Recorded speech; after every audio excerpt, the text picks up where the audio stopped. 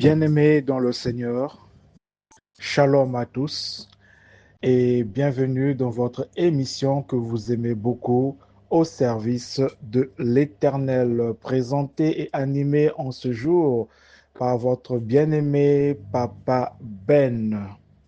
N'oublions pas que nous sommes toujours dans notre thème annuel, l'orientation et la direction divine.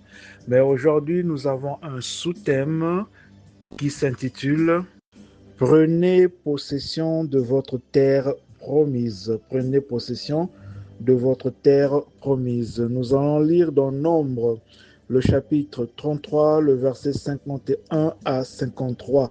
Nombre, chapitre 33, le verset 51 à 53. Lorsque vous aurez passé le Jourdain et que vous serez entrés dans le pays de Canaan, vous chasserez devant vous tous les habitants du pays et vous y établirez, car je vous ai donné le pays pour qu'il soit votre propriété. Je reprends. Lorsque vous aurez passé le Jourdain et que vous serez entrés dans le pays de Canaan, vous chasserez devant vous tous les habitants du pays. Je saute et vous y établirez, car je vous ai donné le pays pour qu'il soit votre propriété. Dieu nous a donné une terre promise. C'est un endroit où coule le lait et le miel, capable de pourvoir à tous nos besoins. C'est un endroit où nous pourrons maintenir le péché sous nos pieds. Au fur et à mesure que nous régnons avec Christ, c'est-à-dire qu'au fur et à mesure que nous régnons avec Christ, donc c'est notre terre promise que Dieu nous a donnée. La Bible nous dit, bien-aimés dans le Seigneur, que toute arme forgée contre nous sera nulle et sans effet. Nous serons assis avec Christ dans les lieux célestes, au-dessus de toute domination et de toute autorité et loin de toute oppression.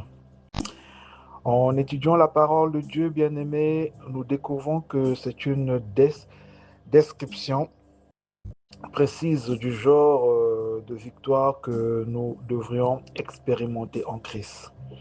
Non dans l'au-delà, mais dès maintenant.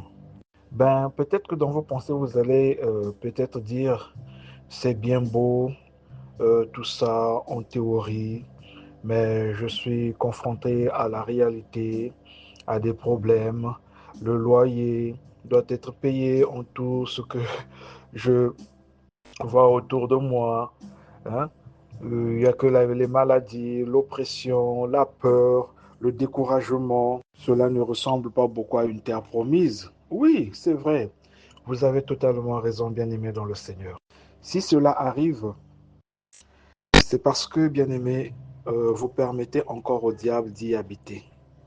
Vous savez, il ne va pas plier bagage et rentrer chez lui, simplement parce que Dieu vous a promis la victoire.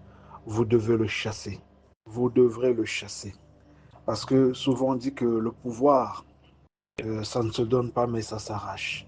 Ce qui revient à dire que le pouvoir que Satan détient, votre pouvoir que Satan détient, vous devrez l'arracher. L'arracher comment? Par des prières, des supplications et des actions de grâce. Prions sans cesse. Alors, que tout ce que Satan possède pour vous, que cela ne vous effraie pas, bien-aimés dans le Seigneur. Dieu vous a donné la puissance de le faire, de l'arracher, de le récupérer. Oui, demandez, l'on vous donnera. Cherchez, vous trouverez. Frappez, l'on vous ouvrira. Matthieu 7, le chapitre 7, le verset 7. Et rappelez-vous aussi ce que Jésus a encore ajouté. Il a dit, « Voici, je vous ai donné le pouvoir de marcher sur les serpents et les scorpions et sur toute la puissance de l'ennemi, et rien ne pourra vous nuire. » Nous pouvons lire cela dans Luc, le chapitre 10, le verset 19. En plus, bien-aimés dans le Seigneur, le diable est totalement désarmé.